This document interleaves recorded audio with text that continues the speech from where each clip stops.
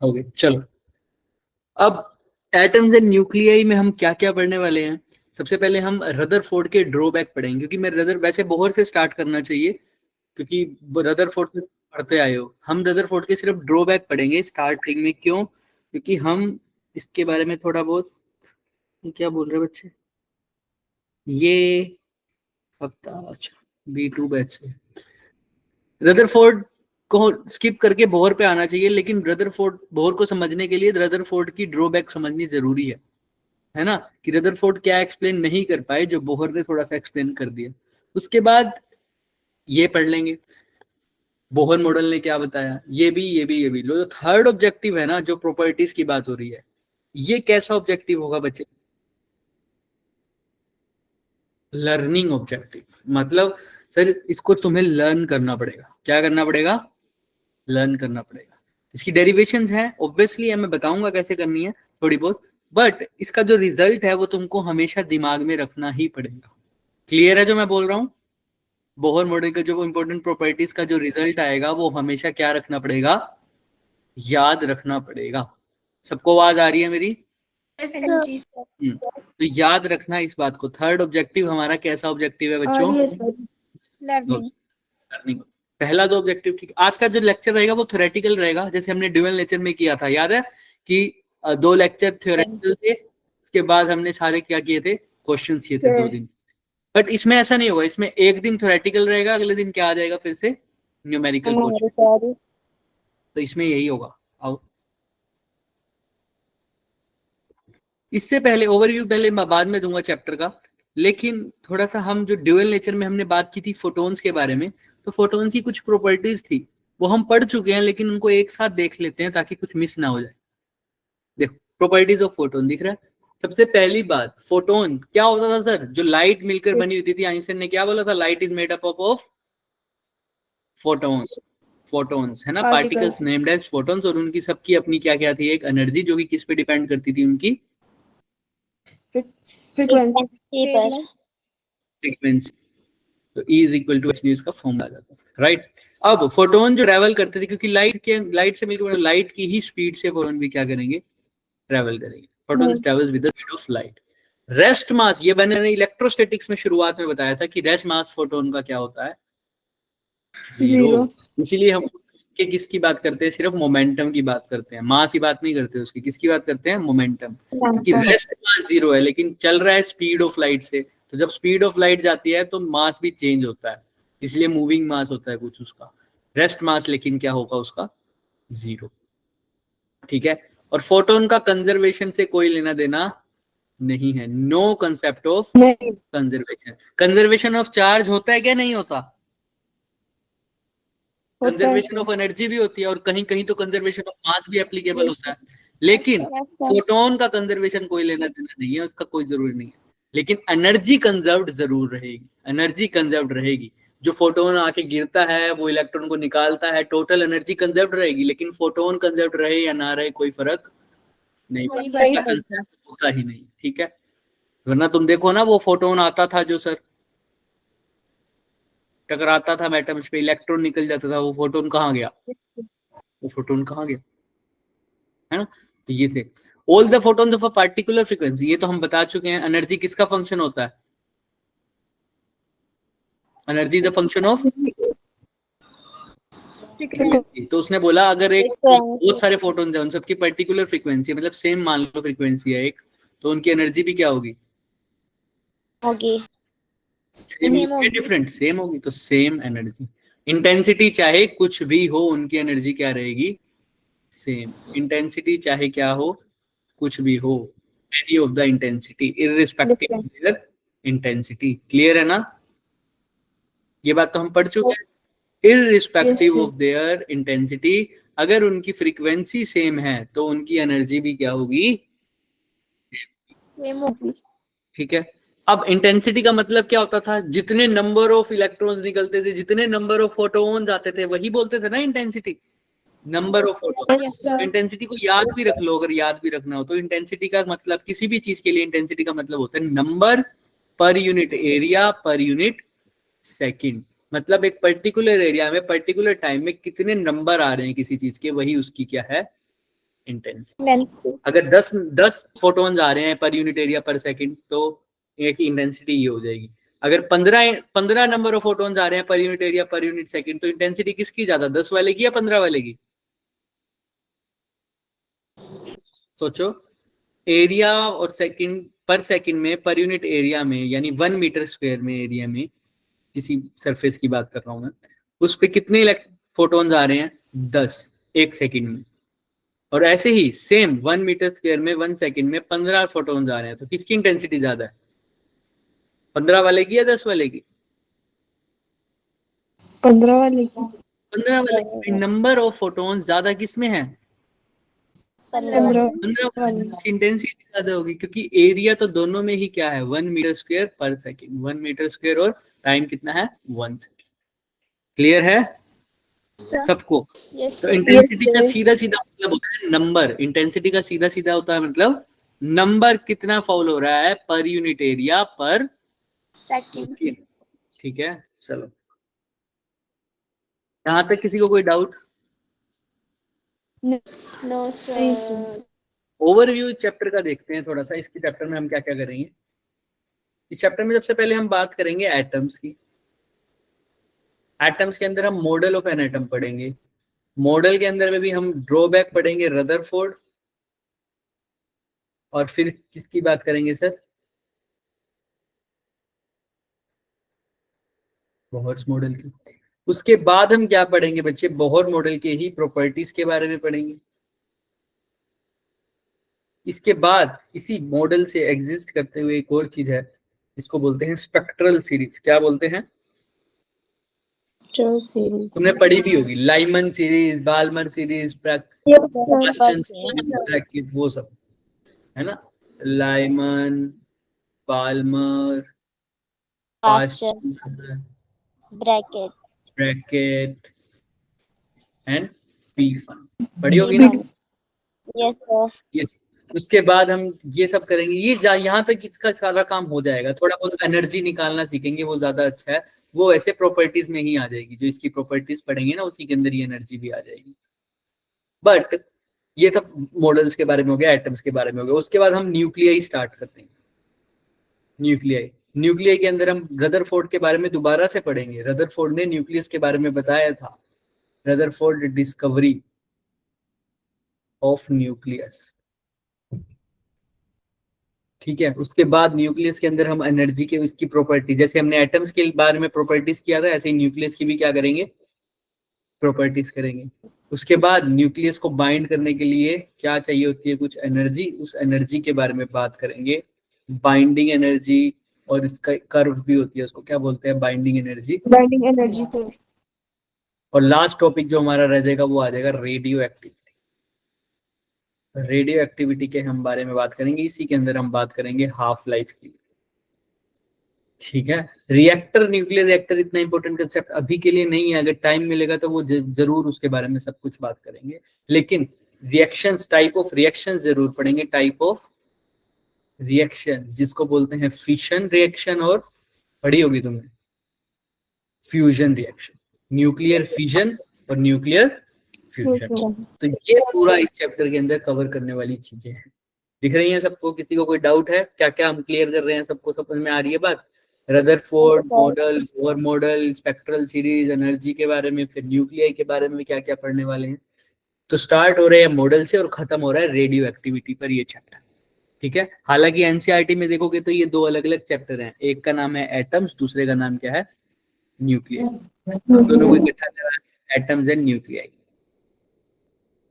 ठीक है, हाँ, तो ये डिफरेंट डिफरेंट मॉडल अलग अलग टाइम पर आए थे ना बच्चे। पहले लोगों को लगा कि ऐसा होता होगा एटम, फिर आगे लगा। अभी तो बोहर से भी आगे आते हैं बच्चे, है ना। हमने नहीं पढ़ने, लेकिन बोहर से आगे भी दे चुके हैं। बोहर का एटम वाला भी पूरी तरह से सही नहीं है। नहीं था। चलो, अब देखो, रदरफोर्ड ने सिंपल बता दिया था कि इलेक्ट्रॉन्स जो हैं वो रोटेट करते हैं around the nucleus in the circular orbit. कहीं पर भी अराउंड द न्यूक्लियस किसी भी शेल में वो क्या कर सकते हैं, मूव कर सकते हैं। ऑब्वियस सी बात है, ऐसा बोला गया था। और मूव करते रहेंगे और उनके बीच में कौन सी अट्रैक्शन है, electrostatic Electrostatic. Force of attraction, क्योंकि न्यूक्लियस पे पॉजिटिव चार्ज है, इलेक्ट्रॉन पे कैसा चार्ज है, नेगेटिव चार्ज है, तो इनके बीच में कौन सी अट्रैक्शन हो जाएगी, इलेक्ट्रोस्टैटिक फोर्स ऑफ अट्रैक्शन हो जाएगी।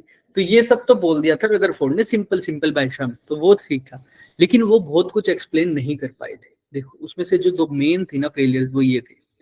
सबसे पहली बात, जब उन्होंने कहा, अब तुम ईएम वेव्स में एक चीज पढ़ोगे, अगर किसी भी चीज की, अगर कोई भी चीज क्या है सर, ईएम वेव्स में पढ़ोगे, अगर कोई भी चीज एक्सेलरेटेड, कोई भी चार्ज अगर क्या हो, एक्सेलरेटेड हो, एक्सेलरेटेड मतलब उसके पास क्या हो, एक्सेलरेशन,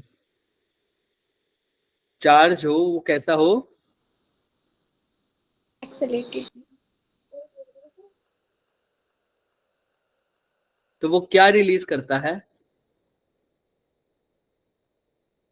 इलेक्ट्रोमैग्नेटिक वेव्स। ये बात याद रखना, हालांकि ईएम वेव्स चैप्टर में तुम पढ़ोगे भी सही, लेकिन अभी के लिए दिमाग में रखना, अगर कोई भी चार्ज एक्सेलरेटेड होता है तो वो क्या रिलीज करता है बच्चे, इलेक्ट्रोमैग्नेटिक Waves. वेव्स। अब वेव्स क्या है, एक किस्म से एनर्जी, वेव्स ट्रेवल हो रही है एक किस्म से, उनकी रेडिएट हो रहा है उसमें से कुछ, तो एनर्जी निकल रही है। अब इलेक्ट्रॉन भी एक चार्ज है सर, है ना, इलेक्ट्रॉन भी क्या है, एक चार्ज चार्ज है, न्यूक्लियस के अराउंड रोटेट कर रहा है। अब क्योंकि वो न्यूक्लियस के अराउंड जब रोटेट करेगा, तो देखो acceleration is a vector quantity, चाहे रोटेट वो स्पीड उसकी सेम रहे, लेकिन हर पॉइंट पे उसकी डायरेक्शन क्या हो रही है, चेंज हो रही है, और डायरेक्शन चेंज हो रही है, तो इसका मतलब क्या है उसके पास, एक्सेलरेशन। स्पीड चेंज नहीं हो रही, लेकिन वेलोसिटी तो चेंज हो रही है, मतलब स्पीड का मैग्नीट्यूड चेंज नहीं हो रहा, लेकिन डायरेक्शन चेंज हो रही है। लेकिन एक्सेलरेशन तो मैग्नीट्यूड और डायरेक्शन दोनों पे डिपेंड करता है, दोनों में से एक भी चीज चेंज हो जाए, स्पीड की या वेलोसिटी की, चाहे उसका मैग्नीट्यूड चाहे डायरेक्शन, तो हम कह देंगे कि ये क्या है, एक्सेलरेशन है। नहीं होता चेंज तो बोल देते हैं एक्सेलरेशन कितना है, 0 है, लेकिन अब तो हो रहा है तो एक्सेलरेशन है। तो ये इलेक्ट्रॉन भी एक एक्सेलरेटेड चार्ज पार्टिकल है। अब वो एक चार्ज पार्टिकल है जो एक्सेलरेट कर रहा है, तो वो भी क्या रिलीज कर रहा होगा, इलेक्ट्रोमैग्नेटिक वेव्स। अब वो इलेक्ट्रोमैग्नेटिक वेव्स कर रहा है, तो क्या कर रहा होगा, एनर्जी का लॉस हो रहा होगा। एनर्जी का लॉस हो रहा है, तो पहले इलेक्ट्रॉन तेज तेज घूम रहा था, धीरे धीरे धीरे धीरे उसकी एनर्जी क्या हो जाएगी, कम, पास पास आता जाएगा, न्यूक्लियस के क्या आता जाएगा, पास आता जाएगा, आएगा, एक टाइम ऐसा आएगा न्यूक्लियस के अंदर ही गिर जाएगा, समा जाएगा। तो ऐसा लेकिन होता है क्या, नहीं होता, नहीं, वही इलेक्ट्रॉन यहाँ चल रहा है, पहले धीरे धीरे धीरे धीरे उसकी एनर्जी कम हो रही है, तो ऐसे ऐसे चलता जाएगा, ऐसे ऐसे स्पाइरल पाथ सा फॉलो करके न्यूक्लियस के अंदर चला जाएगा। लेकिन क्या ऐसा होता है, नहीं सर। No, sir. तो रदरफोर्ड के अकॉर्डिंग तो फिर ऐसा ही होना चाहिए, क्योंकि रदरफोर्ड ने तो बताया था इलेक्ट्रॉन कैसे भी मूव कर सकता है, तो वो मूव करेगा तो उसके अंदर से एनर्जी निकलेगी, और वो स्पाइरल होता होता कहाँ गिर जाएगा, न्यूक्लियस के, spiral path, spirally fall into nucleus, ठीक है, स्पाइरली फॉल इनटू न्यूक्लियस। बोलो बच्चे, बोलो, कौन किसी ने हैंड रेज किया, बताओ बताओ क्या क्या दिक्कत है, कुछ बोल रहा था क्या, बोलो। सर गलती से हो गया, मैंने किया था। अरे वो कहाँ गया हमारा, जहाँ हम बता रहे थे, रब हो गया, वाह, जादू, स्पाइरल पाथ बनाया था आपने। स्पाइरल, हाँ स्पाइरल पाथ यहाँ पर भी बनाया हुआ दिख रहा है, स्पाइरल पाथ। Yes, sir. तो यहाँ पर मैं लिख देता हूँ, कोई बात नहीं। हमने क्या लिखा था, कोई भी चार्ज पार्टिकल क्या हो अगर एक्सेलरेट, तो क्या रिलीज करेगा, Electromagnetic waves. Electromagnetic waves. हमने कहा था इलेक्ट्रॉन है तो उसका क्या चेंज हो रहा है सर, डायरेक्शन चेंज हो रही है, Direction. ये भी एक्सेलरेटेड, तो रिलीज करेगा, एनर्जी क्या करेगा, लॉस करेगा, धीरे धीरे इसका क्या हो जाएगा, स्पाइरल हो जाएगा, right, spirally fall into the nucleus. लेकिन ऐसा होता नहीं था, ध्यान रखना, ठीक है। दूसरी बात, अभी रदरफोर्ड ने कहा था कि इलेक्ट्रॉन कैसे भी जा सकता है ना भाई। अब एक बात बताओ, अगर इलेक्ट्रॉन एनर्जी लॉस करेगा तभी तो इलेक्ट्रोमैग्नेटिक वेव्स निकल रही है, और वेव्स के पास क्या कैरेक्टरिस्टिक्स होते हैं पहचानने की, वेवलेंथ उनकी क्या होती है, उनकी वेवलेंथ। तो भाई एनर्जी जैसे जैसे लॉस होगी उसी हिसाब से वेवलेंथ होगी, है ना। एनर्जी ज्यादा होगी तो वेवलेंथ कम होगी, ऑब्वियस सी बात है ना। एनर्जी और फ्रीक्वेंसी डायरेक्टली प्रोपोर्शनल है, और फ्रीक्वेंसी और वेवलेंथ कैसी है, इनवर्सली। तो अगर ज्यादा एनर्जी ज्यादा लॉस होगी तो फ्रीक्वेंसी भी ज्यादा होगी, यानी वेवलेंथ जो निकलेगी उसकी वेवलेंथ क्या होगी, कम होगी। एनर्जी कम होगी तो फ्रीक्वेंसी भी कम होगी, जो वेवलेंथ निकलेगी इलेक्ट्रोमैग्नेटिक वेव की वो क्या होगी, ज्यादा होगी। ज्यादा। बट अब उन्होंने कहा कि शेल कोई भी कहीं कैसे भी रदरफोर्ड ने कहा मूव कर सकता है, कहीं पर भी मूव कर सकता है। तो हमने कहा मान लो 10 यूनिट की एनर्जी से मूव कर रहा है, फिर क्या हो जाएगी उसकी एनर्जी, धीरे धीरे 10 से 9 हो जाएगी, फिर धीरे धीरे क्या हो जाएगी 8 हो आठ हो जाएगी, जाएगी, धीरे धीरे हो 7 हो जाएगी जाएगी। 6 हो जाएगी, और अच्छे से कहूँ 10 होगी, फिर 9.8 हो गई मान लो, फिर 9.7 हो गई, फिर 9.6 हो गई, फिर 9.5 होगी, फिर 9.4, ऐसे चलते चलते चलते लास्ट में कितनी हो जाएगी 0। तो जब 10 होगी तो कुछ एनर्जी रिलीज होगी, फिर 9.8 लेंगे तो कुछ अलग वेवलेंथ होगी, फिर कुछ अलग वेवलेंथ की लाइट निकलेगी, फिर कुछ अलग वेवलेंथ, कुछ अलग वेवलेंथ, कुछ अलग वेवलेंथ, ऐसी इलेक्ट्रोमैग्नेटिक वेव निकलेंगी, राइट और रॉन्ग, बताओ। यस। निकलेंगी। तो कुछ जो स्पेक्ट्रम निकलेगा, एक स्पेक्ट्रम जो क्या प्रोड्यूस होगा बच्चे, स्पेक्ट्रम सा जो प्रोड्यूस होगा। हालांकि मैं इसको डायरेक्टली इससे रिलेट कर रहा हूं, इसको अलग से बोलते हैं। जब भी कोई एनर्जी, मैं तुम्हें थोड़ा सा एक्सप्लेन कर दूं, किसी भी हम पेपर को या किसी की भी गैस को हम जब बात करते हैं, उससे अंदर उसके अक्रॉस हम लाइट पास करते हैं, क्या पास करते हैं, लाइट पास करते हैं। तो उसके अक्रॉस जब हम देखते हैं, लाइट पास करने से जो हमारे पास बच के स्पेक्ट्रम निकलता है, मतलब जैसे प्रिज्म से लाइट पास करते हो तुम ऐसे, तो तुम्हें कुछ मिलती है ना 7 कलर्स डिफरेंट। यस। यहाँ पर गैस रख दो वो वाली, उसके अक्रॉस से व्हाइट लाइट पास करो, है ना, तब देखो कि क्या क्या मिल रहा है। इसको क्या बोलते हैं, जो मिलेगा उसको क्या बोलेंगे, स्पेक्ट्रम। अब ये दो तरह के होते हैं, एक तो होता है एमिशन स्पेक्ट्रम, और क्या होता है एब्जॉर्प्शन, जो मैंने बताया है अभी। एब्जॉर्प्शन है या एमिशन है ये हम बाद में पता करेंगे, बट अभी के लिए समझो ये जो स्पेक्ट्रम निकलते हैं ये दो तरह के होते हैं, एब्जॉर्प्शन स्पेक्ट्रम और emission. Emission spectrum. Absorption spectrum का मतलब उस गैस ने या उस गैस ने कितना कौन कौन सी वेवलेंथ को क्या किया है, एब्जॉर्ब किया। और एमिशन स्पेक्ट्रम क्या करता है कि उस गैस ने कौन कौन सी उसको, तुम बाद में तुम्हें पता लगेगा, जिनको एक बार एमिशन स्पेक्ट्रम देखोगे तो जो कलर्स तुम्हें दिखते हैं एब्जॉर्प्शन स्पेक्ट्रम में, वही कलर्स तुम्हें दिखते नहीं। मतलब समझ नहीं आया। एब्जॉर्प्शन एमिशन स्पेक्ट्रम में सिर्फ वही कलर दिखेंगे जो तुम्हें तुम्हारी गैस के कारण एमिट हुए हैं, ठीक है।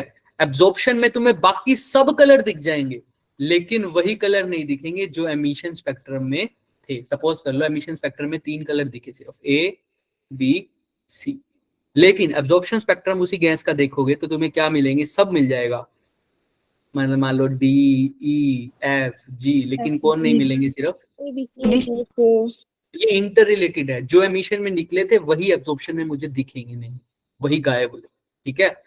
तो लेकिन होता क्या है सर, इसकी क्या जरूरत होती है, ये जो एमिशन स्पेक्ट्रम की हम जो बात करते हैं, ये हर एक गैस का क्या होता है, अलग होता है। अलग एटम की, हर एक गैस जो भी एटम है, जैसे हाइड्रोजन की बात कर लूं, किसी और गैस की बात कर लूं, सबकी अलग अलग होगी। तो अगर मैंने किसी गैस को पहचानना है तो मैं इसका क्या देख लूं, एमिशन का स्पेक्ट्रम देख लूं, तो मुझे पता लग जाएगा ये हाइड्रोजन की गैस है या नहीं है, ये कोई और गैस है या नहीं है, आर्गन की है या नहीं है, समझ में आ रहा है। तो हर गैस का अलग से ये एक आईडी कार्ड हो गया एमिशन स्पेक्ट्रम, हर गैस का अलग होगा, जैसे हमारा डीएनए होता है सबका अलग होता है ना, यस। ऐसे ही इनका क्या अलग होगा, स्पेक्ट्रम, एमिशन स्पेक्ट्रम। पहचान करने के लिए सबका स्पेक्ट्रम देख लो, तुम्हें पता चल जाएगा हाइड्रोजन का ये है, हीलियम का ये है, आर्गन का ये, समझ में आ रहा है, पहचान करने के लिए, इसलिए ये जरूरी होता है। क्लियर है सबको, यस। बट मेन चीज क्या थी, अभी मैं इसको अभी बताएंगे कि कब एमिशन स्पेक्ट्रम होगा। अभी मैंने एक एग्जांपल दिया था ना कि यहाँ पर गैस रखेंगे, उससे व्हाइट लाइट पास करेंगे, हॉट वेपर से करेंगे, एक बार हॉट वेपर से पास करते हैं, उसके बाद कोल्ड से भी पास करते हैं, कौन सा एमिशन होगा कौन सा एब्जॉर्प्शन होगा वो हम आगे पढ़ेंगे। बट फिलहाल यहाँ तक समझो मैं क्या बताना चाह रहा हूँ। अब लाइट वेव ने मतलब एक्सल्ट हुई, वेवलेंथ निकली, तो सपोज कर लो एनर्जी कंटिन्यूअस है सर, 10 के बाद सीधा 7 तो नहीं आ गया ना, 10 के बाद क्या आया 9.9, फिर 9.6, 8, 9.7। अगर ऐसा नहीं समझ सकते तो ऐसा 10 के बाद 9 आया, फिर 8 आया, फिर 7 आया, फिर 6 आया। तो जब ये इसको बोलते हैं कंटिन्यूअस, क्या बोलते हैं इसको? कंटिन्यूअस। हर वैल्यू आई है, क्या ये सर? सारी वैल्यू, धीरे धीरे धीरे धीरे सारी वैल्यूज को काउंट किया है। तो जो एनर्जी, जो वेवलेंथ निकलेगी वो भी कैसी निकलेगी सर? कंटिन्यूअस। उसमें भी सारी की सारी क्या होंगी सर? सारी ही वेवलेंथ में, सारी ही सारी, जैसे यहाँ पर सारी एनर्जीज की वैल्यू आई है, वहां पर जो वेवलेंथ की वैल्यू आएंगी वो भी सारी की सारी आएंगी, कोई भी वैल्यू छूटेगी नहीं। ऑल वेवलेंथ क्या आएंगी सर? All wavelength. यानी मैं बोल दूं कंटिन्यूअस वेवलेंथ क्या आएंगी? कंटिन्यूअस वैल्यूज आएंगी।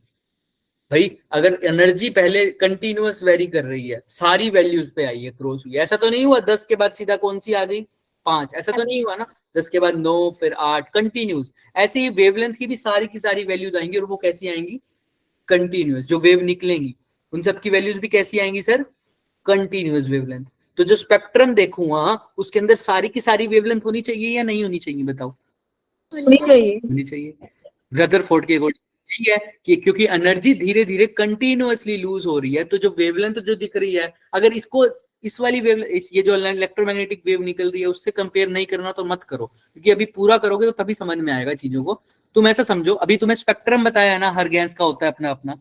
तुम समझो अगर कंटिन्यूअसली एनर्जी रिलीज हो रही है तो उसका जो स्पेक्ट्रम होगा उसमें भी कंटिन्यूअस स्पेक्ट्रम आएगा, मतलब हर वेवलेंथ होनी चाहिए। ये वाली भी, 1 वाली भी, 2 वाली भी, 3 वाली भी, 4 वाली भी, 5 वाली भी, सारी वैल्यूज होनी चाहिए ना। सपोज कर लो मैं बात कर रहा हूँ 90 से लेकर 100 यूनिट्स तक की वेवलेंथ, तो उसके अंदर 90 की भी होनी चाहिए, 91 की भी होनी चाहिए, और 92 की भी होनी चाहिए, और 93, ऐसे से कहाँ तक होनी चाहिए? सो फॉर एग्जाम्पल, तो इसको बोलते हैं कंटिन्यूअस वैल्यू। क्या बोलेंगे बच्चों? Continuous value.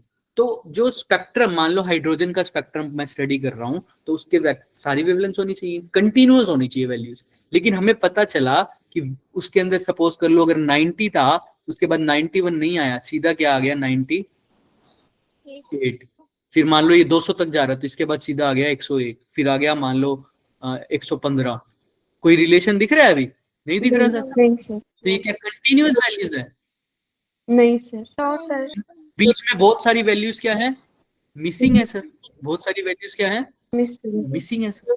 तो इसका जो स्पेक्ट्रम का जो नेचर था वो कंटिन्यूअस नेचर का नहीं था सर, कंटिन्यूअस नेचर का नहीं था। लेकिन रदरफोर्ड के अकॉर्डिंग तो ये नेचर कैसा होना चाहिए स्पेक्ट्रम का? पहली बात तो इलेक्ट्रॉन थक थक के न्यूक्लियस पे गिर जाना चाहिए। दूसरी बात, नेचर होना चाहिए कंटिन्यूअस। दोनों में से कोई भी चीज नहीं हुई, इसीलिए रदरफोर्ड का जो मॉडल हो गया वो क्या हो गया? फेल हो गया। थोड़ा सा ये वाली बात तो हमने कर ही ली। Since revolving electron will continuously radiate energy, तो उसकी एनर्जी कम हो जाएगी, तो धीरे धीरे धीरे धीरे वो कहाँ चला जाएगा? Fall down in nucleus bye adopting कौन सा पाथ? Spiral path. दूसरा बात क्या था? मैक्सवेल की इक्वेशन के साथ एक्सेलरेटेड वाला जो पार्टिकल है, जो भी मैंने बताया था, वो क्या करता है? Radiate energy in the form of कौन सी वेव्स? Electromagnetic waves. तो उसके बाद रेवोल्यूशन के बाद उसने भाई एनर्जी छोड़ेगा, एनर्जी छोड़ेगा, एनर्जी छोड़ेगा, तो energy is a function of frequency. तो जो फ्रीक्वेंसी होगी वो धीरे धीरे चेंज होती रहेगी, डिक्रीज। इसके कारण क्या निकलेगी? इलेक्ट्रोमैग्नेटिक वेव्स, वो लाइंस निकलेंगी। और वो जो स्पेक्ट्रम होगा वो कैसा होना चाहिए था? कंटिन्यूअस। बट में वो ग्राफ वो क्या होता था? कंटिन्यूस नहीं होता था, वो एक लाइन स्पेक्ट्रम होता था। क्या होता था? एक लाइन स्पेक्ट्रम, मतलब डिस्क्रीट स्पेक्ट्रम समझ लो भी, मतलब हर एक वैल्यू नहीं थी उसमें, कुछ ना कुछ वैल्यूज मिसिंग थी, एक दो अलग से कुछ स्पेसिफिक लाइंस थी, कुछ स्पेसिफिक लाइन नहीं थी। जैसे मैंने बताया 90 के बाद सीधा मान लो 98 आ गया, तो बीच की लाइन कहाँ गई? बीच की लाइन मिस हो गई ना, ऑब्वियस सी बात है। क्लियर है? एक सेकंड रुकना, सर का फोन आया, वो एक सेकंड। हमारी भी करवा दो बात।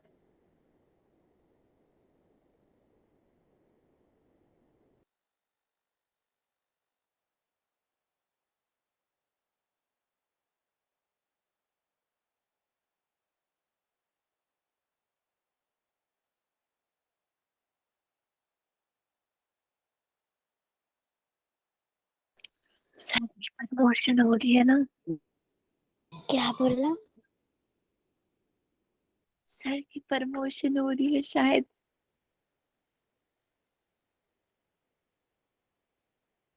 पगार बढ़ रही है।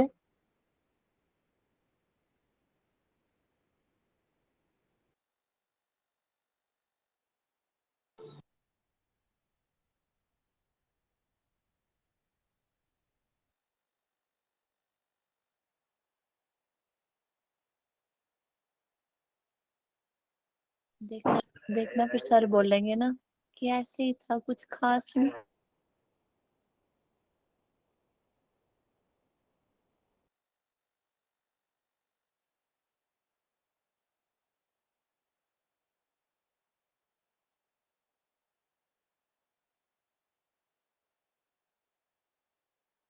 हाँ भाई, सॉरी, तुम्हारी आवाज आ रही थी सर को, वाह सर। बीच बीच में बोले जा रहे थे जब तुम। सर क्या बोला? नहीं, देखो, वैल्यूज कंटिन्यूस आनी चाहिए थी लेकिन नहीं आई थी, तो क्या ऐसा था लाइन स्पेक्ट्रम की कुछ लाइंस तो थी, कुछ लाइंस नहीं थी, मिसिंग थी। तो वो मिसिंग लाइन कहाँ गई? वो मिसिंग लाइन ही क्यों नहीं आई, सिर्फ स्पेसिफिक लाइन ही क्यों आई? चलो इसके बारे में देखते हैं। तो दो ड्रॉबैक्स, तो ये मेन ड्रॉबैक्स थे जिसके कारण वो फेल हो गया। अभी बोहर ने ऐसा क्या बताया, आओ देखते हैं। बोहर ने क्या बताया, हम इसको पहले देखेंगे फिर इसको पढ़ेंगे जैसे अभी पढ़ा। बोहर के एटॉमिक मॉडल ने क्या बात की थी, तुमने पढ़ा भी होगा। बोहर के जो मेन 3 पोस्टुलेट जो मेन वाले थे उसकी बात कर रहा हूं मैं, बाकी तो KLMNS वो वाले शेल्स तो थे ही। बोहर के बारे में क्या पढ़ा हुआ तुमने? पोस्टुलेट मतलब अभी समझ के चलना, ये एक किस्म से पोस्टुलेट बोल दिया इनको, लेकिन ये एजम्पशन है। रदरफोर्ड ने कुछ एजम्पशंस दी थी, हमने देखा कि एजम्पशन के तौर पे एटम की बात सही बैठ रही है ये नहीं बैठ रही, तो रदरफोर्ड का मॉडल फेल। ऐसे ही अब किसने एजम्पशन दिया? बोहर ने एजम्पशन दिया। अब देखेंगे कि बोहर के अकॉर्डिंग जो एजम्पशन उसने मानी थी चीजों की, क्या वो सही थी? अगर वो सही निकली एटम्स के साथ तो बोहर का पोस्टुलेट सही थे, वरना गलत हो जाएंगे। बट अभी बोहर ने क्या बोला? बोहर ने कहा कि रदरफोर्ड के, तुमने पढ़ा है ना बोहर का मॉडल, क्या बोला फर्स्ट पार्ट बोहर ने? सर की मतलब इलेक्ट्रॉन रिवॉल्व करेंगे न्यूक्लियस के अराउंड। बट ये तो रदरफोर्ड ने भी बोला था, फर्क क्या हो गया फिर?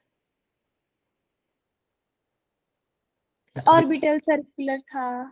वो तो बोहर ने भी बोला था, है ना। इसको थोड़ा सा, जैसे अभी इसी बच्चे ने बात बता दी याद, तो जैसे उन्होंने बोला, हमने लास्ट ये भी बोला था, वो रदरफोर्ड के अंदर ही एक लाइन बोली थी ना कि इलेक्ट्रोस्टैटिक फोर्स लगेगी दोनों के बीच में, तो उसको भी देख लेते हैं एक बार। ये इलेक्ट्रॉन अगर घूम रहा है, अभी रदरफोर्ड के बारे में बात कर रहा हूं मैं, इलेक्ट्रॉन घूम रहा है और बीच में कौन है? न्यूक्लियस। कौन सी फोर्स होगी? इलेक्ट्रोस्टैटिक फोर्स, जिसके कारण ये घूम रहा होगा। तो इलेक्ट्रोस्टैटिक फोर्स का फॉर्मूला क्या होता है? K Q1 Q2 R²। ये किसके इक्वल होगा बच्चे? कौन सी फोर्स? सर्कुलर ऑर्बिट में घूम रहा है, तो ये कौन सी फोर्स होगी सर? mv/। तो यहाँ से अगर मैं R की वैल्यू निकालना चाहूं तो कैसे निकलेगी?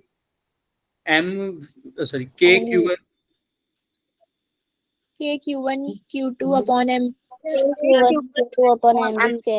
इतना ही छोड़ेंगे, पूरा रिवाइज नहीं, पूरा डराइव नहीं कर रहा। क्यों नहीं कर रहा बताऊंगा। Q1 Q2 की वैल्यू पुट करो। K की जगह K, mv² mass of electron हो गया, V velocity of the electron हो गया। Q1 मतलब चार्ज ऑन द इलेक्ट्रॉन, एक तो हो गया E, दूसरा चार्ज कौन है? न्यूक्लियस। तो न्यूक्लियस पे चार्ज कितना होगा? 0। पॉजिटिव चार्ज नहीं होता न्यूक्लियस पे? अरे तो क्या लिखोगे? E, सिर्फ E। देखो क्या होता है, न्यूक्लियस पे कितना चार्ज होता है भाई? प्रोटॉन की वजह से। अगर एक प्रोटॉन हो तो सिर्फ E, 2 प्रोटॉन हुए तो 2E, 3 हुए तो 3E, 4 हुए तो 4E। लेकिन कितने प्रोटॉन होते हैं? जितना उसका एटॉमिक नंबर होता है एटम का। हाइड्रोजन का 1 है तो उसके अंदर प्रोटॉन भी कितना होगा? 1। तो उसका तो 1 ही चार्ज हो जाएगा। अगर ये हाइड्रोजन के लिए लिखा तो सिर्फ E लिखता, लेकिन हर एटम का एटॉमिक नंबर 1 होता है क्या? No sir. Z से लिखते हो। किससे लिखते हो? Z से। तो एक इलेक्ट्रॉन का अगर एक प्रोटॉन का इलेक्ट्रॉन चार्ज E, 2 का 2E, 3 का 3E, 4 का 4E, तो Z का ZE। न्यूक्लियस पे जो चार्ज होता है वो कितना होता है? Z into E।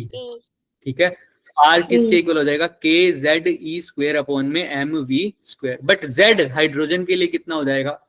1। तो KE² अपॉन mv²। अभी इसको मैंने पूरा सोल्व नहीं किया। ठीक है, मैं इतना ही कहूंगा कि अभी मेरे को डेरिवेशन पार्ट याद रखना बस। क्यों रखना है? क्योंकि इसमें तो फॉर्मूलेस बहुत ही हैं।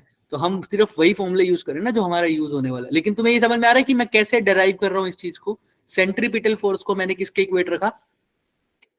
इलेक्ट्रोस्टैटिक फोर्स के, और फिर वहां से मैंने आर की वैल्यू निकाली, और ऐसे ही वी निकालूंगा। राइट, क्लियर है ना? और आर क्या आ जाएगा सर? ये आर क्या होगा? Radius of the shell, radius of the shell. ऐसे ही अगर मान लो ये शेल हो जाएगा तो वेलोसिटी चेंज हो जाएगी, तो यहाँ पर आर की वैल्यू ये हो जाएगी। ऐसी दूसरे शेल में आर की वैल्यू और बढ़ जाएगी। दिख रहा है ना? दिख रहा है सबको? बोलो हाँ या नहीं। आर क्या है? Radius of the shell, shell shell, पहले वाले शेल की, दूसरे वाले शेल की और तीसरे वाले शेल की। तो तीनों डिफरेंट शेल्स की क्या है? आर रेडियस है। क्लियर है क्या सबको? क्या है आर? ऐसे ही वेलोसिटी क्या है? उस शेल में कितनी रेडियस, उस शेल में इलेक्ट्रॉन की कितनी वेलोसिटी। अगर फर्स्ट शेल की बात हो रही है तो वेलोसिटी भी किसकी होगी? फर्स्ट शेल की, ऑब्वियसली। ये तो सिंपल था। अब आ जाते हैं बोहर्स मॉडल। तुमने कहा सर्कुलर ऑर्बिट में मूव करता है, वो तो अभी भी देख के आए, वो उन्होंने भी तो यही बोला था कि revolve in a circular orbit around the nucleus. तो फिर फर्क क्या है भाई? रदरफोर्ड ने बोला कि सर्कुलर ऑर्बिट में मूव कर रहा है, लेकिन कहीं भी मूव कर सकता है सर्कुलर ऑर्बिट, पहले में भी, दूसरे में, तीसरे में, कहीं पर भी मूव कर सकता है, कितनी भी दूर, कितनी भी पास। समझ में आ रहा है क्या? दूर का मतलब ऐसे नहीं कि आसमान में, एटम्स के अंदर बात कर रहे हैं कि किसी भी शेल में कैसे भी वो रिवॉल्व कर सकता है। लेकिन बोहर ने यहीं पर चेंज कर दिया। उन्होंने सीधा ही पहली अजम्पशन ही क्या बोली कि इसको जो हम वेरीफाई करते हैं हायर लेवल्स पे करते हैं, लेकिन अभी पोस्टुलेट को याद रखना। क्या बोहर ने क्या बोला कि जो इलेक्ट्रॉन्स है ना वो ऑलवेज रिमेन इन अ या रिवॉल्व इन अ सर्कुलर, बिल्कुल, बट इन स्पेसिफिक ऑर्बिट। उनको क्या बोलेंगे? Stationary orbits. क्या बोलेंगे? और स्टेबल ऑर्बिट्स भी बोल देते हैं। क्या बोल देते हैं? Stable orbit. सिर्फ और सिर्फ स्पेसिफिक ऑर्बिट्स में। ये ऐसा नहीं है कि किसी भी ऑर्बिट में इलेक्ट्रॉन रिवॉल्व कर देंगे, नहीं। कुछ स्पेसिफिक ऑर्बिट होंगे वहां पर करेंगे, कुछ स्पेसिफिक ऑर्बिट होंगे वहां पर इलेक्ट्रॉन रिवॉल्व नहीं करेंगे। और उन ऑर्बिट्स का नाम क्या दे दिया? Stationary orbit. Sir stationary word हमने पहले भी सुना है डी ब्रोगली में, याद? यस सर, उन्होंने जो वेव मानी थी वो कैसी मानी थी? स्टेशनरी। यहाँ पर इन्होंने स्टेशनरी ऑर्बिट बोला, चलो हाँ बोल दिया। अब इससे हमारा काम तो नहीं हो गया, हमें तो बताया है तो नहीं ना। अब इन्होंने ये बता दिया कि कुछ स्पेसिफिक ऑर्बिट में घूमेंगे, लेकिन वो स्पेसिफिक ऑर्बिट्स कौन से हैं बताया नहीं ना? सिर्फ बता दिया कुछ स्पेसिफिक ऑर्बिट, बताओ भी तो सही कौन से ऑर्बिट में। तो सेकंड पोस्टुलेट में यही बताया कि वो जो स्टेबल ऑर्बिट या वो जो स्टेशनरी ऑर्बिट्स होंगे वो कौन से होंगे? वो ऑर्बिट्स होंगे वो जिस ऑर्बिट में इलेक्ट्रॉन का, स्टेशनरी ऑर्बिट या स्टेबल ऑर्बिट्स वो होंगे जहां पर इलेक्ट्रॉन्स का जो एंगुलर मोमेंटम होगा वो किसके इक्वल होगा? h/2π के इंटीग्रल मल्टीपल। अगर उस ऑर्बिट में तुमको इलेक्ट्रॉन क्या, जो एंगुलर मोमेंटम है वो इंटीग्रल मल्टीपल मिला h/2π के, तो वो स्टेशनरी या स्टेबल ऑर्बिट है, वहां पर इलेक्ट्रॉन पक्का रिवॉल्व कर सकता है। लेकिन अगर वो इंटीग्रल मल्टीपल नहीं हुआ h/2π के, तो वहां पर इलेक्ट्रॉन रिवॉल्व पर्टिकुलर नहीं करेगा। समझ में आ रहा है क्या सेकंड पोस्टुलेट? फॉर एग्जांपल भाई L is equal to NH/2π है। मैंने बोल दिया कि एक ऑर्बिट है बच्चों, मैंने देखा है एक ऑर्बिट, उसके अंदर इलेक्ट्रॉन का एंगुलर मोमेंटम मैंने निकाला 3h/4π। अब बताओ क्या ये पॉसिबल है? ये स्टेबल ऑर्बिट है या नहीं है? बताओ। n की वैल्यू बता दो। n अगर इंटीजर आया तो पक्की बात ठीक है, क्योंकि इंटीग्रल मल्टीपल होना चाहिए ना h/2π का। तो इस इक्वेशन, इस जो फॉर्मूला मैंने दिया है l की वैल्यू, उसको h/2π को अलग कर दो, इसमें से h/2π को साइड में रख दो और देखो n की वैल्यू अगर इंटीजर आ रही है तो ठीक है, वरना गलत हो जाएगा। n की वैल्यू तो 3/2 आ रही है। 3/2 it is not an integer, right? 3/2 की बात नहीं कर रहे, तो इंटीग्रल मल्टीपल नहीं है, यानी ये पॉसिबल नहीं है। तो यहाँ पर इलेक्ट्रॉन का ऑर्बिट, इस ऑर्बिट में इलेक्ट्रॉन रिवॉल्व नहीं करेगा। समझ में आ रहा है क्या? चेक कर लेते हैं। h/2π तो क्या रह गया ऊपर 3 और नीचे भी रह गया 2, तो n आ गया 3/2। तो इंटीग्रल मल्टीपल तो नहीं है, ये तो 3/2 का मल्टीपल है। ऐसे ही अगर l की वैल्यू हो जाए मान लो 4h/4π, अब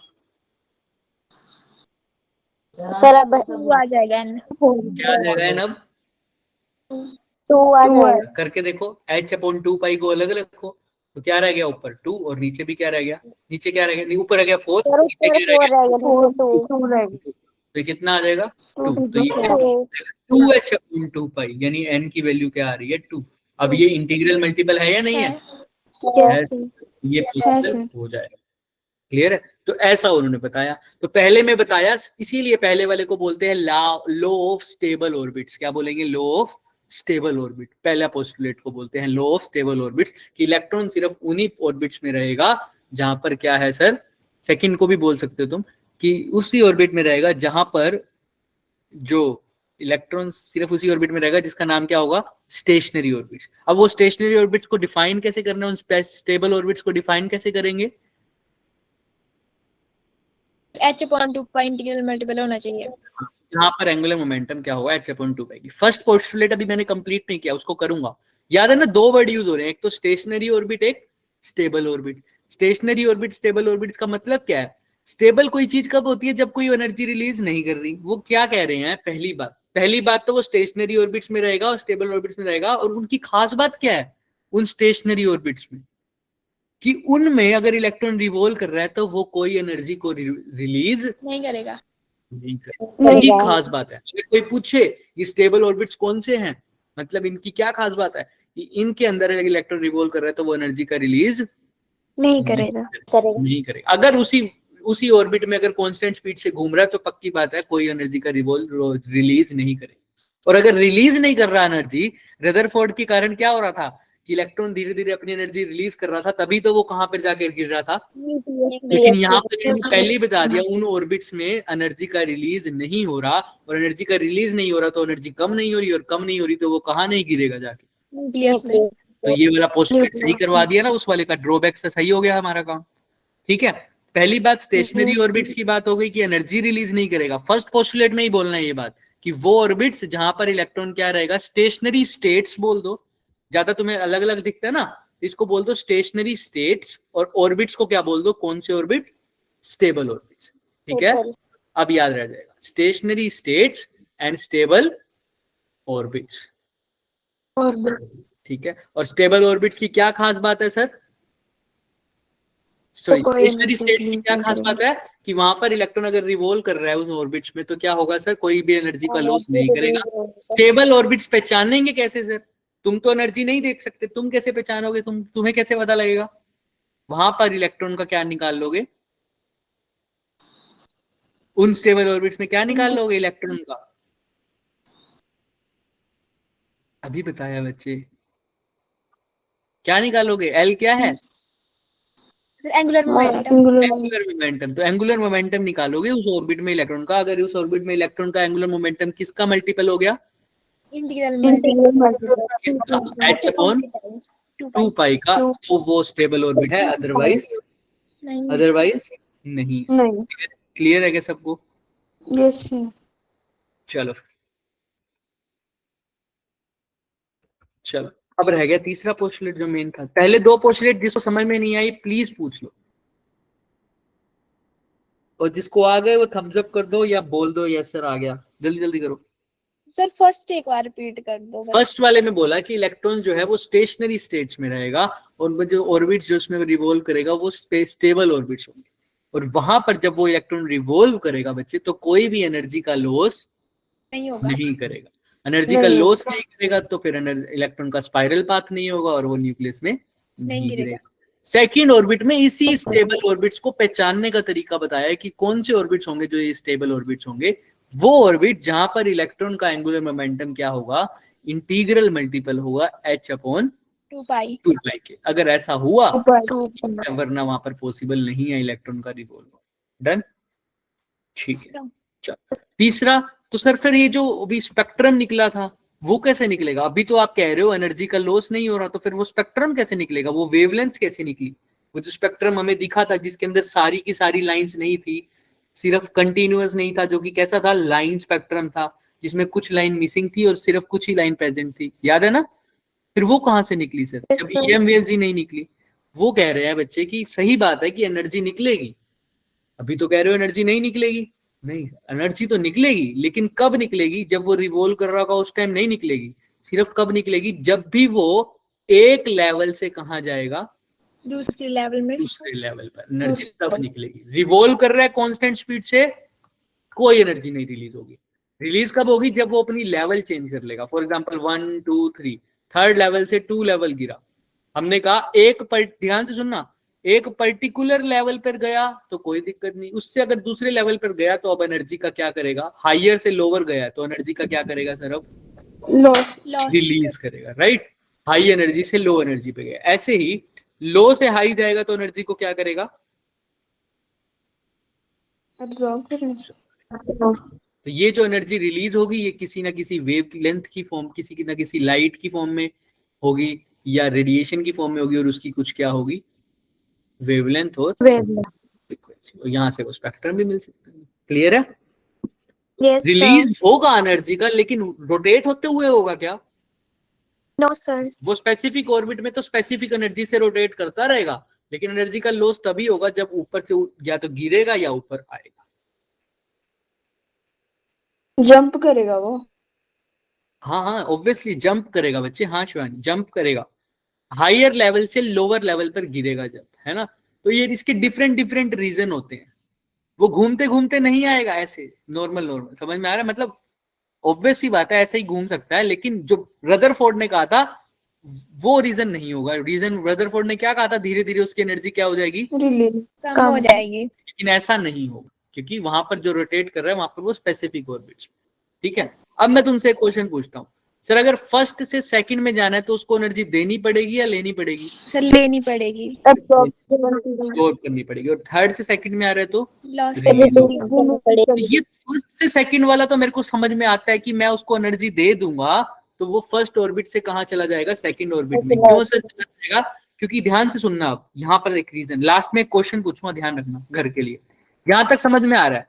अब सर बोहर और रदरफोर्ड में अगर मैं सिर्फ एक छोटा सा वर्ड बोलूं जो बिल्कुल अलग कर देगा बोहर को रदरफोर्ड से, वो क्या है, कोई बता सकता है, क्या है रदरफोर्ड में ऐसा, बोहर के मॉडल में ऐसा जो रदरफोर्ड से बिल्कुल अलग हो गया, जिसके कारण पूरा मॉडल अलग हो गया। एक स्पेसिफिक फॉर्मूले में एक ऐसी चीज से मल्टीप्लाई किया, क्या है वो, इंटीग्रल मल्टीपल। एन, सिर्फ किसकी वैल्यू है, एन की वैल्यू, सिर्फ एन वर्ड ऐसा है, एन लेटर ऐसा है जिसने सारा कुछ चेंज कर दिया। इंटीग्रल मल्टीपल, सिर्फ इंटीग्रल मल्टीपल। तो बोहर ने जो इसे किया था, सॉरी रदरफोर्ड ने किया था, यही किया था क्या, कि के क्यू स्क्वायर अपॉन में के ई स्क्वायर अपॉन में R square is equal to M V square by R, ऐसे फॉलो किया। लेकिन अब यहाँ से आर की कुछ भी वैल्यू निकाल लो जो आ गई थी, डन। ये तो रदरफोर्ड ने भी किया था, लेकिन यहाँ पर ये आर की वैल्यू मान्य होगी, हम निकाल लेंगे, लेकिन रदरफोर्ड के अकॉर्डिंग तो ये आर निकाल देते, आंसर आ जाता। बोहर के अकॉर्डिंग ऐसा नहीं होगा, क्योंकि बोहर के अकॉर्डिंग अगर ये आर निकाल दिया तो पहले चेक करो कि ये आर पॉसिबल भी है या नहीं। क्योंकि क्या इलेक्ट्रॉन हर ऑर्बिट में रह सकता है क्या, बताओ बोहर के अकॉर्डिंग। अगर ये आर आ जाए, ये आर आ जाए, क्या हर ऑर्बिट पॉसिबल होगा क्या बोहर के अकॉर्डिंग, नहीं। वो कहेगा पहले चेक करो कि आर आएगा कौन सा, क्योंकि यहाँ पर चेक करने का क्या तरीका है, L is equal to NH upon 2 pi, पर सर एंगुलर मोमेंटम नहीं, मेरे को तो आर चेक करना है, कोई बात नहीं, एल को आर की फॉर्म में लिख दो, एल को क्या लिख सकते हो, एम आर, तो आर की वैल्यू क्या आ जाएगी, NH upon 2 pi into V MV। तो अगर यहाँ R1 होगा तो V भी क्या होगा 1, R2 होगा तो V भी क्या होगा 2। जहां पर R की वैल्यू इंटीग्रल मल्टीपल आई इस चीज के पूरे की वैल्यू को सोल्व करके n, यहाँ पर n की वैल्यू आ जाए, जैसे हमने h/2 का किया था ना, h/2 किससे मल्टीप्लाई हो रहा है, अगर इंटीजर से तो पॉसिबल है, वरना नहीं है। ऐसे ही यहाँ पर ये पूरी चीज अगर इंटीजर से मल्टीप्लाई हो रही है वो वैल्यू R की पॉसिबल है, अदरवाइज पॉसिबल नहीं है। तो क्या सारी की सारी आर की वैल्यू पॉसिबल होंगी क्या, बोलो हाँ या ना। रदरफोर्ड ने तो बोला था क्या, ये निकालनी नहीं है अभी, मैं बता दूंगा जो निकालना है, बट तुम्हें समझ में आना चाहिए कि सारी की सारी आर की वैल्यू पॉसिबल होंगी क्या? No sir. नहीं सर। हर एक पर्टिकुलर एन की वैल्यू पे आर की वैल्यू भी क्या होगी, कोई फिक्स वैल्यू होगी। ऐसे ही वी की वैल्यू, अब जब आर की वैल्यू एन पे डिपेंड कर रही है तो वी की वैल्यू भी किस पे डिपेंड करेगी, एन पर डिपेंड करेगी, एन पे। आर की वैल्यू भी एन पे, वी की भी, और हाफ एम वी स्क्वायर यानी एनर्जी की वैल्यू भी किस पे डिपेंड करेगी, एन पे। सब कुछ जितना सब कुछ भी है वो सारा का सारा किस पे डिपेंड करेगा, एन पर। यानी अगर फर्स्ट ऑर्बिट पे बात करूंगा तो उसकी रेडियस अलग, उसकी वेलोसिटी अलग, उसकी एनर्जी अलग, और वो सारी की सारी किस पे डिपेंड कर रही है, एन पे। सेकेंड ऑर्बिट की बात करूंगा, उसकी रेडियस तो ऑब्वियसली अलग, उसकी वेलोसिटी भी अलग, उसकी एनर्जी भी अलग। थर्ड ऑर्बिट की बात करूंगा, उसकी एनर्जी भी अलग। फोर्थ ऑर्बिट की बात करूंगा, उसकी एनर्जी भी अलग। सिक्स्थ ऑर्बिट की बात कर रहा हूं, उसकी भी एनर्जी अलग। लेकिन एक पर्टिकुलर ऑर्बिट की यानी फर्स्ट ऑर्बिट की बात कर रहा हूं, उस पूरे ऑर्बिट में एनर्जी क्या रहेगी, फिक्स। सेकेंड ऑर्बिट की बात कर रहा हूं, उस पूरे ऑर्बिट में एनर्जी फर्स्ट से तो अलग रहेगी लेकिन रहेगी अभी भी फिक्स। थर्ड वाले में फर्स्ट और सेकंड से तो अलग होगी लेकिन रहेगी क्या, फिक्स। फोर्थ में फर्स्ट सेकंड थर्ड से अलग होगी लेकिन रहेगी क्या, फिक्स। तो अब ध्यान से सुनना, फर्स्ट ऑर्बिट में रिवॉल्व कर रहा है, फर्स्ट लेवल पर है तो एनर्जी अलग, सेकंड पर है तो एनर्जी अलग, थर्ड में है तो एनर्जी अलग, फोर्थ में है तो एनर्जी अलग। तो मैंने जब फर्स्ट वाले में एक एनर्जी स्पेसिफिक होगी, मैंने उसको और एनर्जी दी तो एनर्जी बढ़ गई। एनर्जी बढ़ गई तो क्या अब इलेक्ट्रॉन फर्स्ट में रह सकता है क्या, क्योंकि फर्स्ट वाले के लिए जो एनर्जी थी उससे तो अब उसकी एनर्जी क्या हो गई, बढ़ गई, क्योंकि मैंने बाहर से एनर्जी दे दी, मैंने बाहर से और एनर्जी दे दी। तो इस कारण इलेक्ट्रॉन एक्साइट हो जाता है, फर्स्ट लेवल से कहां चला गया, सेकंड में भी जा सकता है और थर्ड में भी जा सकता है। तो ये बात तो समझ में आ गई। ऐसे ही अगर उसकी एनर्जी को कम कर दिया गया किसी तरीके से तो वो थर्ड से कहां आ जाएगा, टू में, वन में। तो फर्स्ट वाले को तो मैं कर सकता हूँ हीट करके। मैं तुमसे पूछना चाहता हूँ, जब हायर लेवल से लोअर लेवल भेजूंगा तो वो कैसे भेजते हैं, क्वेश्चन समझ में आ रहा है? फर्स्ट वाला फर्स्ट से सेकंड, सेकंड फर्स्ट से थर्ड, ऐसे तो मैं भेज सकता हूँ, बाहर से क्या दे दूंगा, एनर्जी। लेकिन जब मैं हायर लेवल से लोअर में भेजूंगा वो कैसे भेजूंगा, वो तुम पता करके आ, ठीक है? Yes sir. बट इतना समझ में आया सबको कि कैसे एनर्जी रिलीज हो रही है और कब हो रही है? क्या वो एक पर्टिकुलर ऑर्बिट में रिवॉल्व कर रहा है कांस्टेंट स्पीड से, तब उसकी एनर्जी रिलीज हो रही है क्या? No sir. नहीं। एनर्जी कब हो रही है, जब वो क्या कर रहा है सर, या तो हाई लेवल से कहां जा रहा है, लो लेवल में, और लो लेवल जा रहा है हाई लेवल में। रिलीज सिर्फ कब होगी, जब हाई से कहां जाएगा, हाई से लो में जाएगा। एब्जॉर्ब कब होगी, जब लो से हाई में जाएगा। लो से हाई, हाई से जाने, लो जाने को बोलते हैं ट्रांजिशन। क्या बोलते हैं, ट्रांजिशन। ठीक है, ठीक है, क्लियर है? क्या बोलते हैं इसको, ट्रांजिशन कर गया सर, एक लेवल से दूसरे लेवल पर उसकी लेवल चेंज हो गई। डन, सबको क्लियर है यहां तक? किसी को कोई डाउट है तो बताओ। एनीवन? हाँ बोलो शगुन, क्लियर है? चलो चलो फिर चलते हैं अगर क्लियर है तो। अब यानी सर सब कुछ खेल किस चीज का है, कौन सी वैल्यू है, सबका सब कुछ खेल किस चीज का है, ठीक है? ऐसा क्या करना पड़ता है सर उनको कि वैल्यूज कंटिन्यूअस हो जाती, क्या मतलब शिवानी, मुझे क्वेश्चन समझ में नहीं आया, क्या बोल रहे थे आप?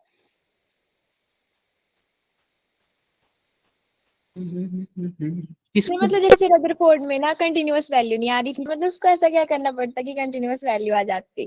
कंटिन्यूअस वैल्यू तब आती ना जब इलेक्ट्रॉन की एनर्जी भी क्या रिलीज होती, कंटिन्यूअसली, कंटिन्यूअसली। और कंटिन्यूअस एनर्जी के लिए उसके पास हर एनर्जी की वैल्यूज होनी चाहिए। लेकिन अभी बोर ने बताया कि क्या हर एनर्जी पॉसिबल है, एनर्जी किस पे डिपेंड कर रही है, एन पर। और एन की वैल्यू सारी तो पॉसिबल नहीं है, एन तो सिर्फ क्या हो सकता है, इंटीजर हो सकता है। तो इंटीग्रल वैल्यूज की एनर्जी है, इसीलिए सारी एनर्जीज पॉसिबल ही नहीं है पहली। और रही बात स्पेक्ट्रम की, कंटिन्यूस होगा या डिस्क्रीट होगा, ये बोहर के मॉडल से भी अच्छी तरह से साबित नहीं हो पाया था, बहुत अच्छे से साबित नहीं हो पाया। बट इतना समझ में आ गया था कि हर एक वैल्यू पे पर्टिकुलर एनर्जी होगी, हर एक ऑर्बिट की एनर्जी पर्टिकुलर होगी। कौन सी चीज यहाँ पर सबसे स्पेसिफिक रही थी, एन की, किस चीज की रही थी, एन की। अगर कंटिन्यूस आना चाहिए था तो उसका रीजन ये रहता कि अगर आता कंटिन्यूस तो उसका मतलब होता हर एनर्जी पॉसिबल है, हर एनर्जी पॉसिबल होती तो एमिशन में भी सारी की सारी वेवलेंथ निकलती, लेकिन ऐसा पॉसिबल दिखा ही नहीं हमें। तो वो होता तब जब एनर्जी की हर वैल्यू पॉसिबल होती, तभी वेवलेंथ की भी हर वैल्यू पॉसिबल होती। ठीक है, चलो फिर अब सारा कुछ एन पर डिपेंड कर रहा है। तो पहले एक बार ऑब्जेक्टिव पर आओ। क्या पहला ऑब्जेक्टिव क्लियर है? ड्रॉबैक ऑफ रदरफोर्ड अब बता पाओगे आराम से? Yes sir. Yes. Postulate model बता पाओगे? Yes sir. तीसरा ऑब्जेक्टिव कैसा ऑब्जेक्टिव है? लर्निंग। Learning. उस पे लेकिन पहले के बारे में थोड़ा बहुत कर लेते हैं। ये सब तो तुमने मेन तो मैंने तुम्हें बता दिया। जो मेन और थोड़ी बहुत चीजें हैं वो तुमने केमिस्ट्री में भी पढ़ी हुई हैं कि भाई पहला बोल तो revolve around the nucleus in a fix circular path, उनको एनर्जी लेवल बोल दिया, उनका नाम कैसा ऑर्बिट हो गया? स्टेशनरी और स्टेबल ऑर्बिट भी बोल सकते हैं। ठीक है, चल the electrons will not radiate. इसके अंदर क्या होगा? इनके अंदर खास बात क्या है इन सर्कुलर ऑर्बिट्स में?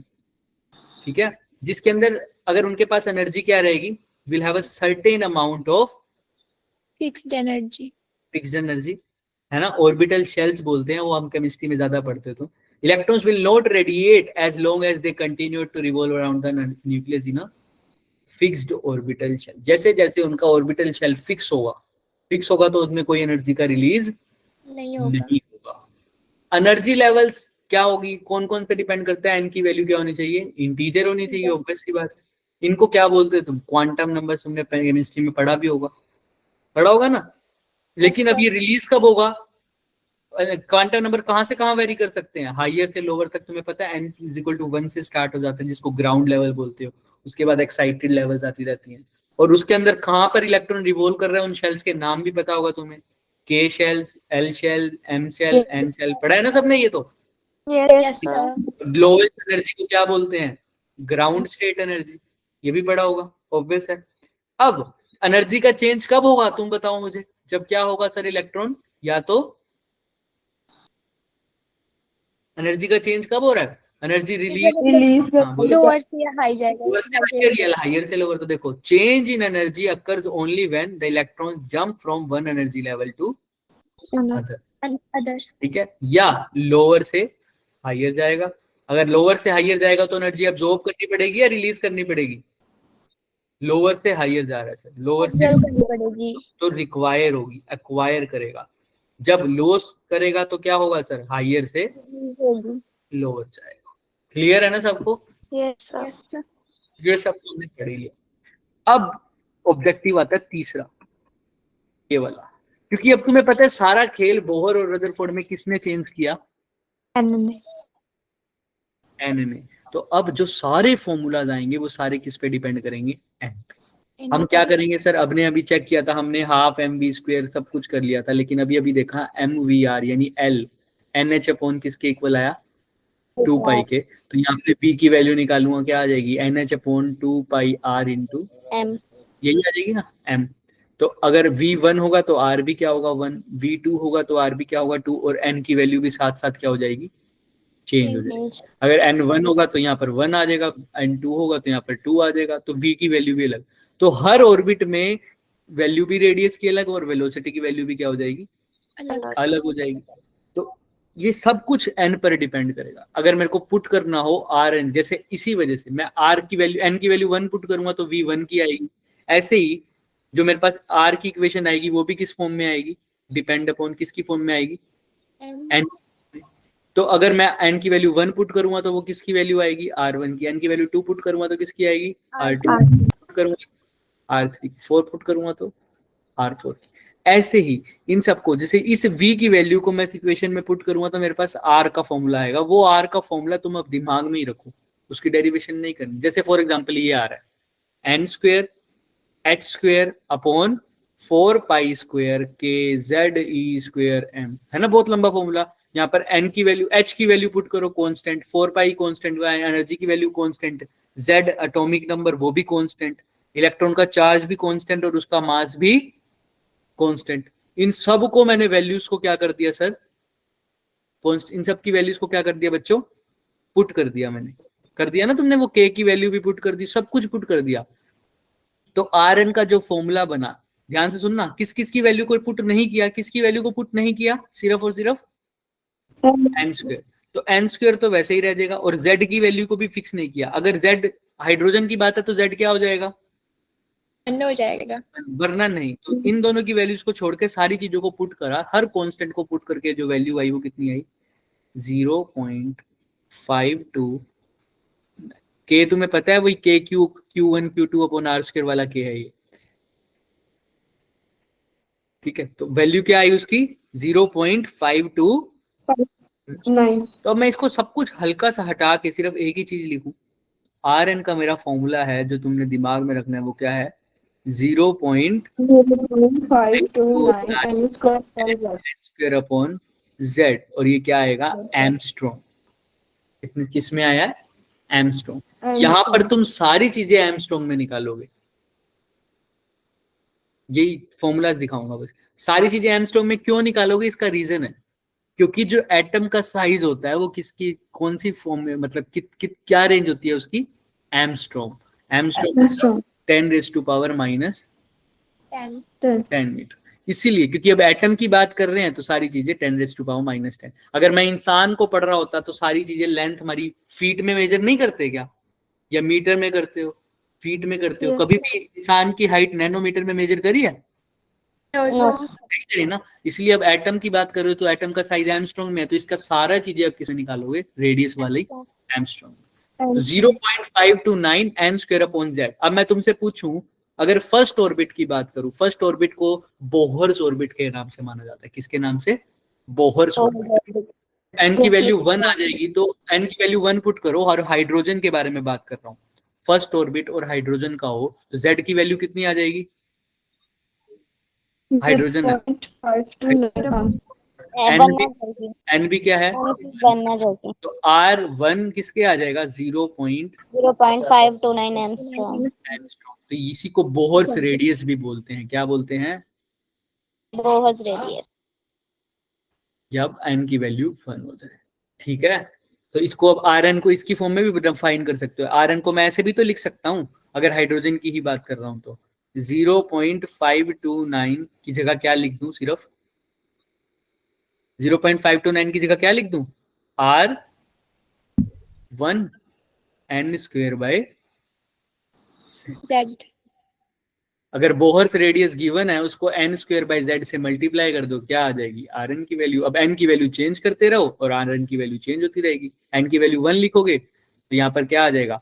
1 स्क्वायर बाय Z इंटू 5.529। अगर R2 निकालोगे तो क्या आ जाएगा? 2 स्क्वायर अपॉन Z इंटू 0.529। अगर 3 करोगे तो क्या आ जाएगा? 3 स्क्वायर अपॉन Z इंटू 0.529। है ना, समझ में आ रहा है ना? अगर 4 लिखोगे तो ऐसी 4 की वैल्यू पुट करते रहोगे, n की वैल्यू चेंज करते रहो, r की वैल्यू आती रहेगी। क्लियर है सबको? Yes sir. और हाइड्रोजन के लिए Z क्या लोगे? 1 लोगे। लेकिन इसमें भी ये चीज ज्यादा इंपॉर्टेंट नहीं है, फॉर्मूला सबको लर्न हो जाता है, ये चीज ज्यादा इंपॉर्टेंट नहीं है। फॉर्मूला तो तुम लर्न कर ही लोगे ये वाला, लेकिन फॉर्मूला लर्न करना बहुत जरूरी है, पहली बात, ठीक है।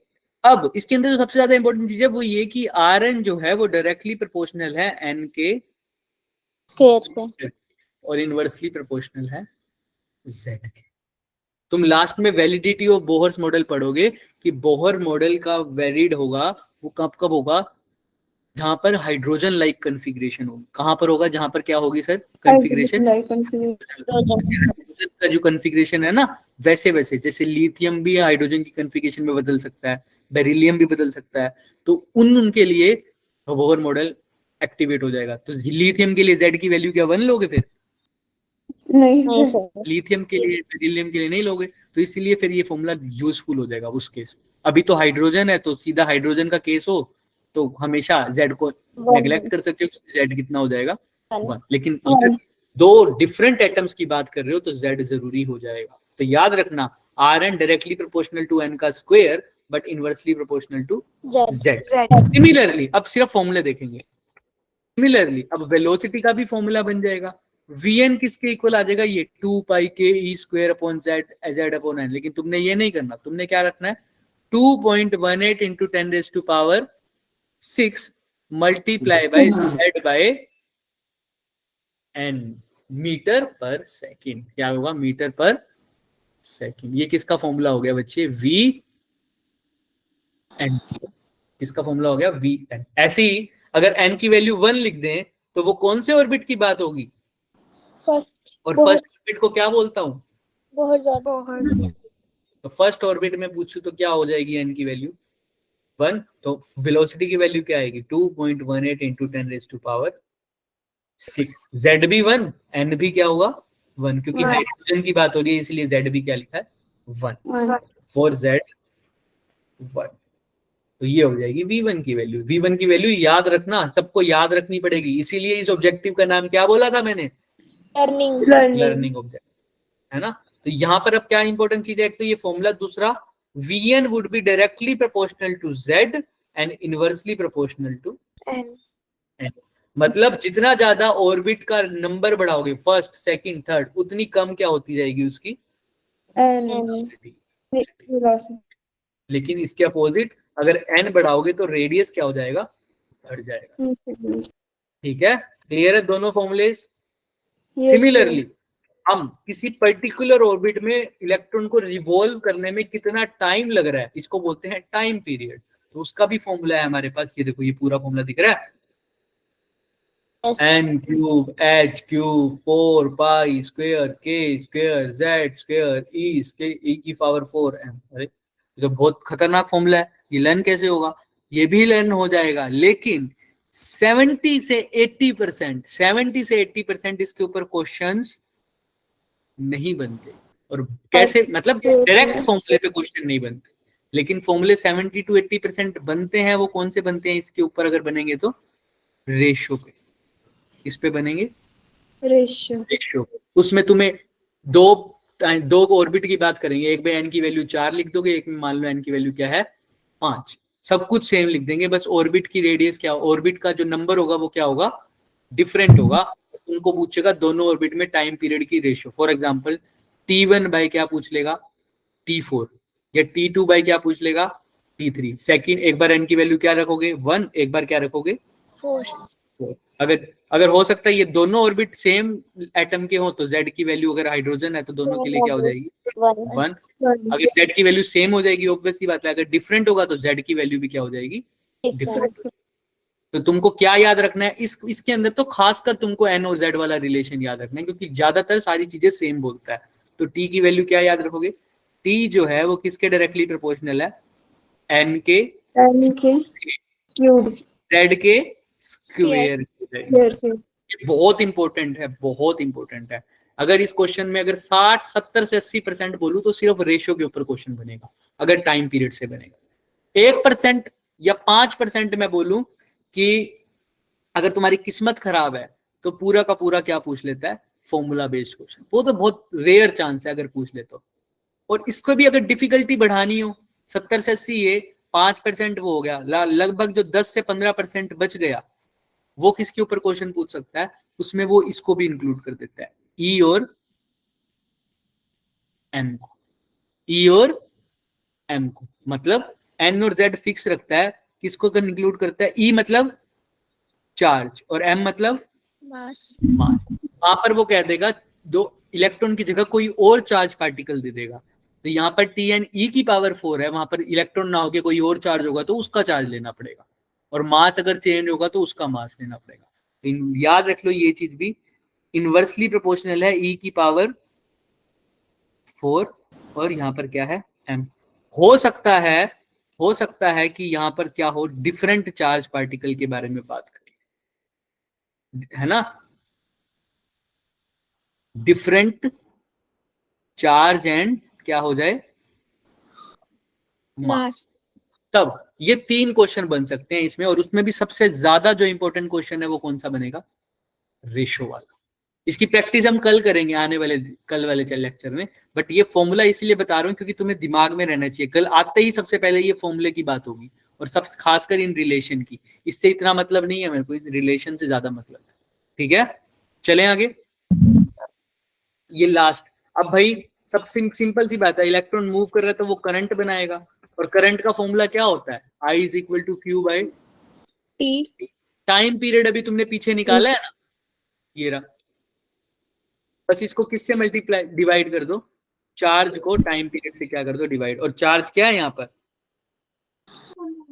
ई इलेक्ट्रॉन का, उसको किससे डिवाइड कर दो टाइम पीरियड से, तो ये फॉर्मूला आ जाएगा। इसमें ये इंपॉर्टेंट नहीं है, बट फिर भी आ जाए तो इसके अंदर क्या याद रखोगे, डायरेक्टली प्रोपोर्शनल टू z का स्क्वायर और इनवर्सली प्रोपोर्शनल टू n का क्यूब। इसमें भी अगर e की पावर पूछ ले, e की पावर क्या है यहाँ पर याद रखना 5 और m की पावर m ही है, ठीक है। डिफरेंट चार्ज और मास, ये ज्यादातर पूछना नहीं है करंट, पर फिर भी पूछ ले तो ये आएगा। टाइम पीरियड बहुत पूछता था, वो भी रेशो में। एनर्जी, एनर्जी के बारे में हम कल ही बात करेंगे। जैसे हर स्पेसिफिक ऑर्बिट में करंट अलग है, स्पेसिफिक ऑर्बिट में टाइम पीरियड अलग है, स्पेसिफिक ऑर्बिट में वेलोसिटी अलग है, स्पेसिफिक ऑर्बिट में रेडियस अलग है, वैसे ही स्पेसिफिक ऑर्बिट में एनर्जी भी क्या होगी, अलग। हाँ भाग गई ना जनता, क्योंकि टाइम हो गया था ऊपर। चलो कोई बात नहीं, आज इतना ही करेंगे बच्चे, रिवीजन इसकी कल करेंगे, कल हम इसके ऊपर क्वेश्चंस करेंगे, ठीक है। अभी किसी को कोई डाउट है इसके अंदर, हमने जो भी पढ़ा है उसमें किसी को कोई डाउट है तो पूछो। ये ऑब्जेक्टिव क्लियर है, देख लो पहले। ड्रॉबैक बता दोगे रदरफोर्ड के, क्लियर? Yes, और sir. के पोस्टुलेट क्लियर? और ये जो लर्निंग ऑब्जेक्टिव है ये half clear. Yes sir. Yes, sir. आप इसलिए बोल रहे हो क्योंकि जब तक लर्न नहीं करोगे तब तक क्लियर नहीं होगा ये। कल लर्निंग ऑब्जेक्टिव पे क्वेश्चन करने वाले हैं हम सिर्फ, और कुछ नहीं करेंगे, ठीक है। Yes, sir. ओके बच्चे, आज के लिए ओवर है, आज जा सकते हो, कल बात करेंगे। Bye, sir. Good किसी को night. डाउट है तो पूछ लो, ठीक है बच्चे। रिकॉर्डिंग ऑफ कर दूं, लेफ्ट कर दे मीटिंग। Yes, sir. ओके बच्चे। Bye.